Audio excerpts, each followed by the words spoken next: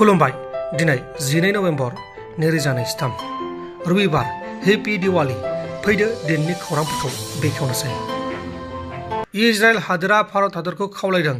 Israel हादोरा दिनै भारत हादरनि दिवालीयाव गावसोरनि गोजोननि थाखाय बा इजराइल हादोरनि गोजोननि थाखाय इजराइलनि मुङाव दिवाली फालिनो थाखाय दिवालीनि साथि लगायनो थाखाय आलारि बाथि लगायनो थाखाय बा फोजोंनो थाखाय खावलायहरनाय जादों।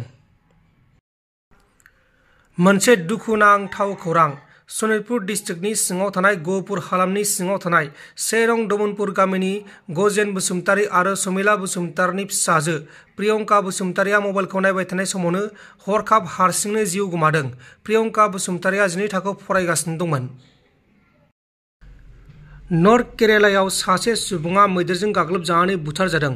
जेब्ला थैनाय सुबुङा गावनि फिसाजोनि न'आव आलासि जानो थांनायाव मोनसे फिसा न' सिङाव उन्दुलांगासिनो दंमोन अब्लानो बे जाथाया जादोंमोन। थैनाय सुबुंनि मुङा जाबाय राजाप्पान, तामिलनाडुनि थागिबि। अदेबानि बिनि फिसाजोआ तामिलनाडुनिफ्राय केरेलायाव जुलि जाहैदोंमोन।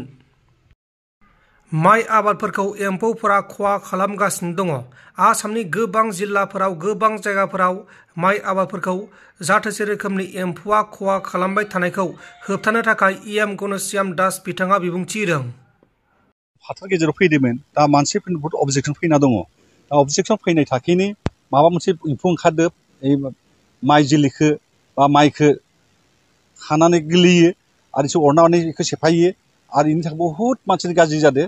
कारण उदालगुरियाव रामपुर उदालबारि एरियायाव जिबायदि बुजा फैदो बे एम्फौआ फुङाव जेबो नुवा मोनायाव फैसो ओंखारो। दा एकदम माइनि गुदियावसो साबना थायो आरो जेसे मोनाबाय लोगो लोगो ओंखारनानै बिसोरो माइखौ हाना होयो। हानानै पुरा नस्थ' खालामगासिनो दङ। बिनि थाखायनो आं हाथार गेजेराव फैनानै नायबाय जे रायजोफोरनि माइया जुदि दा मोनबाय एसेबाबो मोननो बाखि दङबा बेखौ नायनो नाङा, थाबैनो माइखौ हानानै लांबाय जाबाय, लांनानै न'आव दोनबा जाबाय। कारण बेबायदि जे लाखिनो लुगैदोंब्ला असुबिदा जागोन। दा जों मुलि होनायनि कन्डिसन गैखाया। कारण माबोरै मुलि होगोन? दा बे समाव जुदि मुलि होयोबाबो सिङाव होबाबो माइयाव नांगोन। माइयाव नांबोला बे माइयाव जाबाला मानसि थैगोन। बेनि उनाव माइखौ हानायनि उनाव जुदि मोसौ फैयो, मोसौफोर जानो आरम्भ खालामोबा मोसौफोर थैगोन। बिनि थाखायनो परित्रान गैया।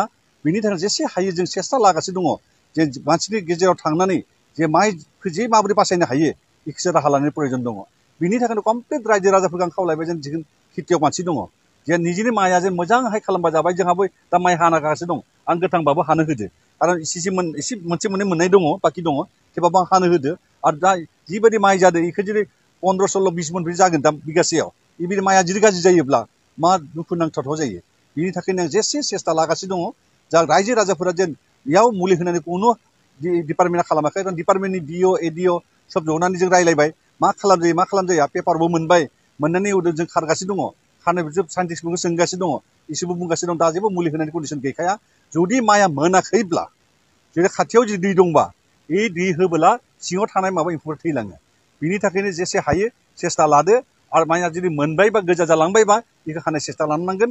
बारा मोननायखौ नायनो नाङा। कमप्लिट जुदि आद्रा मोनबायबा बेखौ दाननानै हानानै जेनिखौ लांनो सेस्था लानाय प्रयजन दङ। बिनि थाखायनो कमप्लिट रायजो राजाफोरखौ दा आं दिवालीनो आरो शुभेच्छा ज्ञापन खालामबाय दिवालीनि। आरो बिनि थाखायनो जा जेसे दङ माइ हानो प्रयजन दं दा बेखौ हानो नांगोन। दिवालीखौ नायना थाबा जाया। कारण निजेनि एम्फौ थाखायनो नों जेसे हायो सेस्था लानानै जों खामानिखौ मावना लायो। नोंथांमोन दिननि खौरांफोरा बेखिनिल'मोन। बेखिनिसिम नायनायनि थाखाय नोंथांमोननिसिम रोजा रोजा साबायखर। गोजोन्थों। एसेनोसै। जय बर' हारिनि।